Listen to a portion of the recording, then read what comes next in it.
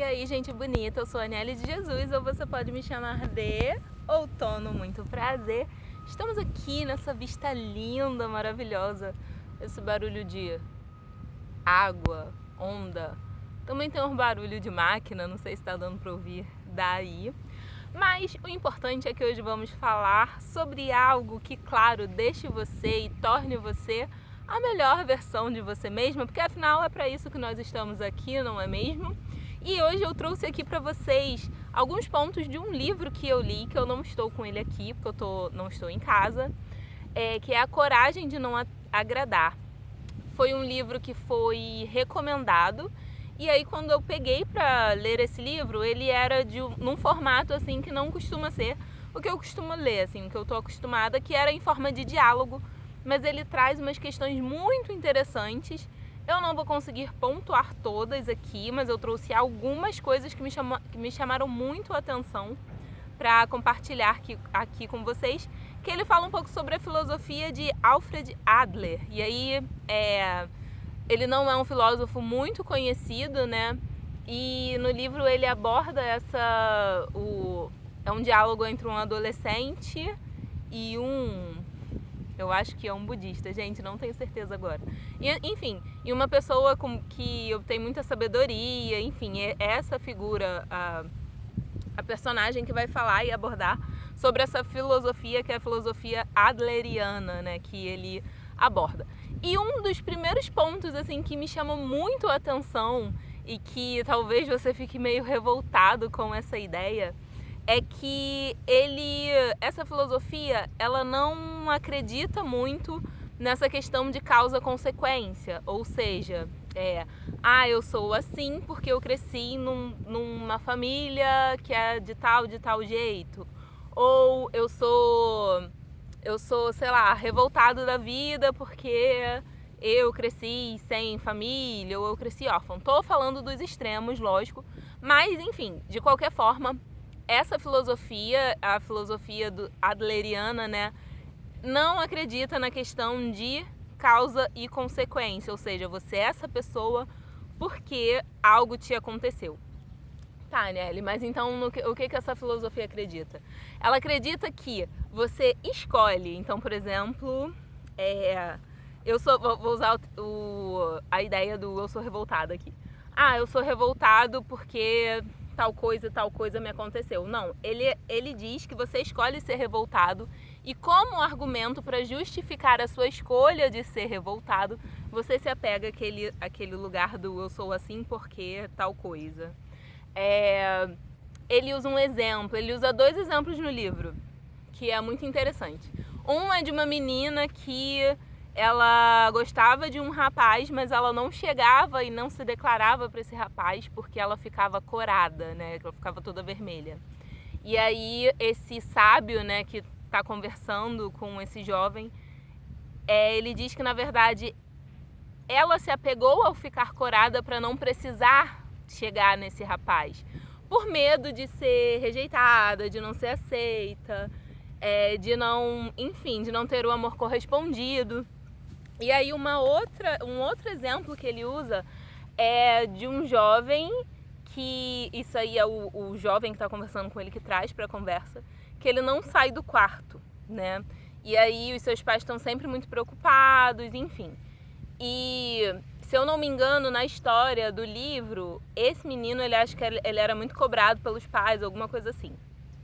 E aí ele se apega a esse lugar de que estou no quarto porque meus pais me cobravam muito, enquanto na verdade o que ele traz é que ele escolhe estar no quarto e aí se apega a essas outras questões com medo, na verdade, de encarar o mundo ou de ser rejeitado por alguém. Nesse livro, o jovem que conversa com esse sábio, ele está muito nesse lugar do ser considerado estranho, né? Que as pessoas não gostam dele. E aí ele usa esse mesmo argumento. Que ele se apega a esse lugar da estranheza para não precisar se relacionar com as pessoas com medo de ser rejeitado. Pode parecer muito radical, mas assim, é muito interessante pensar por essa dinâmica também, né? Por esse viés. Por quê? Aí eu vou falar a partir do que eu acho aqui, né? Do que eu penso, do que eu venho estudando, do que eu venho construindo. Eu sempre acreditei e continuo acreditando que os acontecimentos na nossa vida nos torna quem nós somos. Mas na verdade não os acontecimentos, a forma como nós lidamos com os acontecimentos. Então, quando eu era adolescente, eu lidava com as coisas de uma forma. Porque naquela época eu não tinha tanta vivência, nem tanta maturidade. E que a partir daquela experiência, da minha forma de lidar com as coisas naquele período, e como isso veio caminhando até hoje, me torna quem eu sou hoje. Ok. Ao mesmo tempo que eu também acredito nessa filosofia que o livro fala, que que na verdade é um dos caminhos, né? Eu me apego àquilo para justificar algo que eu não quero fazer, para justificar o medo de uma rejeição. E aí, tá, Nelly, mas as duas coisas não coexistem. Não sei, pra mim coexiste. Por exemplo, vamos lá. As coisas que me acontecem e a forma como eu lido com as coisas me tornam quem eu sou hoje. Confere.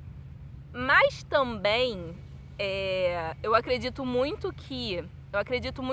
na questão da escolha quando fala dessa filosofia adleriana. Então, por exemplo, vamos lá, a vida é incerta, você não controla determinados acontecimentos. E, ok. E aí, por exemplo, você tem que lidar com algo. Eu acho, por exemplo, você está em determinada situação, vou usar o exemplo aqui, sei lá, você está num relacionamento tóxico. E aí você está nesse relacionamento tóxico porque você cresceu e no meio daquele ambiente que você cresceu, seus pais, por exemplo, ou, enfim, seu pai com o padrasto, sua mãe com o padrasto, enfim. Essa relação familiar, você cresceu nessa relação familiar e você aprendeu aquilo como padrão. Ou seja, é um padrão comportamental. Você está repetindo um padrão de estar em um relacionamento tóxico porque na infância foi a forma que você descobriu e aquilo fazia sentido para você. Então, mesmo que você tenha o discurso de que não vai se relacionar com pessoas tóxicas, você acaba caindo no mesmo padrão de relacionamento. Então, assim, eu acredito... Por que eu também acredito na outra via, né? Porque eu acho que se manter em determinados lugares é uma escolha. E aí, sim, você se apega a essa escolha para justificar o que você está fazendo. Como se fosse, por exemplo, eu não vou mudar porque eu nasci assim, enfim. Porque vamos combinar que mudar é um desconforto, né? E assim, por mais que você esteja num lugar desconfortável, não sei se é relacionamento tóxico, se é num emprego que você não gosta, enfim. Por mais que seja muito desconfortável para você, tem um lugar de conforto que é o lugar de você não vai precisar encarar o novo, você não vai precisar lidar com coisas que você não sabe, que você desconhece, e você não vai precisar fazer outros movimentos dos quais você não está acostumado para chegar nesse lugar que você quer. Então, assim, por mais desconfortável que seja o lugar que você tá, tem algum ganho secundário aí que te mantém nesse lugar. Então, eu também acredito nessa questão do eu escolho ser assim, eu escolho esse lugar e isso justifica todos os movimentos que eu deveria fazer e eu não faço. E, assim, é um tapinha, né? Esse modo de pensar a vida é um tapinha. E aí, tem um tempo que eu terminei de ler esse livro, né? Deve ter um mês. Deve ter umas 3 semanas. E aí eu fui testando um pouco, por exemplo, nos momentos que eu ficava muito irritada, teve uma situação ou outra. Eu já estou no lugar que eu consigo identificar muito bem, obrigada, e com muita facilidade, quando algo me tira do eixo, quando tem algum desajuste emocional dentro de mim, assim, mínimo que seja, eu consigo identificar, eu sei que alguma coisa mudou e eu já fico com a anteninha assim ligada para saber o que é, para mudar essa chave, porque eu entendo sim que o que a gente emite a gente atrai do universo. Então, nesses momentos de irritabilidade, eu usei essa questão do livro. Eu falei, não, eu escolho não ficar com raiva, calma. E olhar por esse viés é muito interessante também, porque eu coloco o controle da sua vida, e aí eu estou falando da sua vida, não estou falando dos acontecimentos, não estou falando das coisas externas, mas coloco o controle da sua vida na sua mão. Então, sim, Já falei aqui várias vezes de emoções, né? Que as emoções, elas são automáticas, nós não controlamos. Sentimentos, sim. Sentimento é aquele degrauzinho após a emoção, sabe? Então, quando eu digo que o controle das nossas, da nossa vida volta para as nossas mãos, é um pouco assim: tive tal emoção.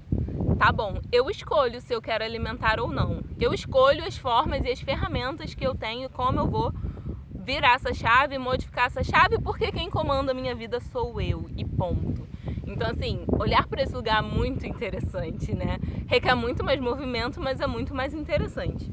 E aí tem uma segunda coisa muito genial que esse livro fala, que é sobre a separação de tarefas. Isso aqui, gente, é maravilhoso, porque, via de regra, as maiores tretas assim, de relacionamentos que poderiam ser super evitadas, não são evitadas porque as pessoas têm dificuldade de entender separação de tarefas. E o que ele diz, né, o que significa separação de tarefas? É entender o que é uma tarefa minha e o que é uma tarefa do outro. E saber exatamente esse limite para não interferir na tarefa do outro. E aí ele usa um exemplo muito bacana que é, por exemplo, eu escolho confiar na pessoa que eu estou me relacionando. E isso é uma escolha e uma tarefa que é minha. O que a pessoa vai fazer com a minha confiança sobre ela é uma tarefa dela. Então, assim, quando a gente traz um pouco isso pro contexto, né? Pessoas ciumentas, por exemplo, que quer ficar regulando o celular e isso e aquilo outro, super, assim, escancarando uma tarefa que é do outro, sabe? E, assim, gastando energia à toa, gente, porque se alguém quiser... Em primeiro lugar, se eu estou com uma pessoa que eu não confio, fala pra mim, o erro tá em mim ou o erro tá nela? Porque, assim, eu não vou mudar ninguém, você não vai mudar ninguém. Tenha clareza disso. As pessoas mudam quando elas querem e quando elas decidem mudar. Então, se eu estou me relacionando com alguém que eu não confio, que eu tenho que ficar controlando o celular, olhando o celular e cheirando roupa e mexendo em bolsa e fuçando nas roupas e nas coisas. Cara, se eu não confio nessa pessoa, o que eu estou fazendo com essa pessoa? Então, assim, o que é entender a tarefa? É entender, primeiro, eu escolho esse relacionamento, falo isso, coloco isso na vida. Cara, pauta o que é pré-requisito pra você em uma pessoa. Coisas que você não vai abrir mão. Não abro mão de tal coisa. Porque às vezes as pessoas querem se relacionar com as pessoas a partir de uma expectativa que elas criam das outras pessoas. E elas alimentam a expectativa e não o que a pessoa é de fato. E aí ela fica insistindo e fazendo força para aquela pessoa, o que aquela pessoa é, se tornar aquela pessoa que ela criou uma expectativa sobre. E aí entra nesse jogo de tentar modificar o outro, colocar o outro dentro da expectativa dela. Gente, calma lá, sabe? E muitas das vezes faz isso por um movimento e por um medo de não achar alguém melhor, enfim, não achar alguém melhor assim pra ela, né? Se ver menor, enfim. Abri um grande parênteses e voltei aqui. Mas assim, essa coisa da separação de tarefas e entender quando é que eu estou intervindo na tarefa do outro, que eu não deveria, porque é muito esse lugar de o que é do outro, o que é meu. Se as pessoas entendessem isso, acho que a maioria dos relacionamentos seria mais saudável, muito mais saudável. Porque a gente está sempre tentando... A gente não, né, gente? Tô saindo desse lugar. Espero que você que esteja aqui também queira fazer esse caminho, porque afinal é sobre isso, né? Mas assim, quantas e quantas vezes a gente não fica tentando e fala da roupa, e fala do cabelo, e fala de como o outro tem que se sentar, e fala de como o outro tem que falar, e diz que o outro fala alto, fala baixo, faz isso, faz aquilo. Cara, você se relaciona com quem você quer. Você escolhe. Raras exceções, assim, até porque tem questões familiares no sentido de, seus pais são de tal forma. Só que aí entra a chave aqui, ó. Você se incomoda tanto com a tal forma dos seus pais porque você está tentando mudar eles o tempo todo. No dia que você falar assim, cara, meu pai é meu pai, a tarefa dele é fazer o que ele faz e ok, qual a minha tarefa, o que me cabe nessa relação? Porque se você ficar tentando mudar o outro, você vai gastar uma energia que não te confere, você tá pegando tarefas pra você que não são suas. Solta, meu jovem e minha jovem, só solta pro universo e faz o trabalho e a tarefa que te cabe. Essa parte do livro eu acho muito interessante. E tem uma outra, assim, que é a última que eu pontuei. Não são todas que o livro traz, não são todas que o livro aborda. Mas essa eu achei genial. Que ele fala sobre relacionamentos horizontais e verticais. E aí, cara, o livro fala de uma parada, assim, que eu falei assim, eu nunca parei pra pensar por esse lugar. Ele fala dos relacionamentos. Abrindo um outro parênteses aqui muito rápido. O livro, ele fala basicamente que todos os problemas da vida, assim, eles se dão por causa das relações pessoais. E se você não quer ter problema, é só você se isolar numa caverna ou se isolar numa floresta sozinho, tu não vai ter problema, porque você não vai se relacionar com pessoas. Ao mesmo tempo que o mesmo lugar que vem muitos problemas é o lugar da solução, porque nós somos seres relacionais. E a gente não consegue mudar isso. Ou seja, se a gente ficar isolado do mundo, em algum momento vai dar ruim pra gente, porque a gente precisa se relacionar. E aí, fechando parênteses e voltando para a questão das relações horizontais e verticais, ele fala, né, as relações horizontais, tá aqui de igual para igual, eu vejo o outro igual a mim. E as relações verticais, que é quando eu me vejo maior ou quando eu me vejo menor. E aí ele fala sobre a questão do elogio. Ai, gente, muito louco. A questão do elogio. Porque quando eu chego e falo assim, muito bom, eu não vou lembrar de um exemplo que ele deu específico, mas, por exemplo, se eu falar, muito bom, tirou nota tal, parabéns, que não sei o quê. Esse discurso, e aí isso é mágico, assim, pra, por exemplo, relacionamentos de pais e filhos. Eu gosto de falar dos pais e filhos porque, não sei, acho que intuitivamente as pessoas acham que são que por ser pais e mais adultos são maiores que, enfim, os filhos. Fecha parêntese que eu não tenho filho, mas eu peço muito assim, cara, quando eu tiver um filho eu não posso me achar dona daquela criatura, eu só sou responsável. E aí, voltando aqui que eu já escapei de novo. Quando eu falo do elogio, esse elogio de... por exemplo, o exemplo que eu dei, né? Parabéns por tirar tal nota. Eu estou me vendo maior do que o outro. É como se o outro fosse... Eu esqueci o termo que ele usa, não é incapaz, mas assim...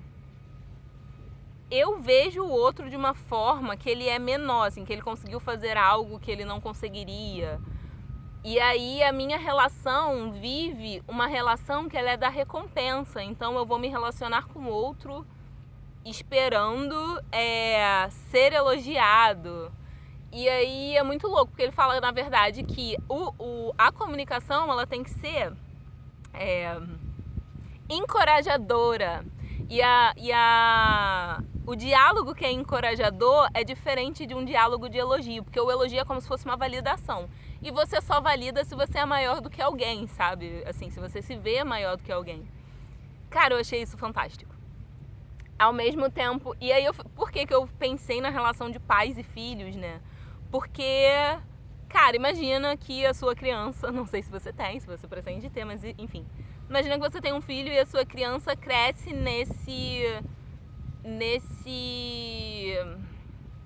nessa construção do elogio. Tirou nota boa, parabéns, filho, que não sei o quê. Ou o inverso, né? Tirou nota ruim e é criticado. E como essa criança cresce e vira um adulto que vai depender sempre da validação do outro. Enquanto é diferente de uma comunicação de encorajamento, sabe? Isso aí, vamos lá, isso aí, muito bom, não sei. Eu tô falando coisas aqui que seria muito mais do elogio. Mas enfim, coloca aí sementinha na sua cabeça pra pensar, pulga atrás da sua orelha. Em algum momento eu vou voltar com esse livro. Tem um tempo que como eu acabei deixando alguns dias pra gravar o vídeo sobre o livro, algumas coisas escapou, mas eu vou retomar algumas coisas desse livro que é muito bacana, assim, de se trabalhar. E eu espero que esse vídeo tenha te ajudado a pensar alguma coisa, refletir aí criticamente sobre a sua vida.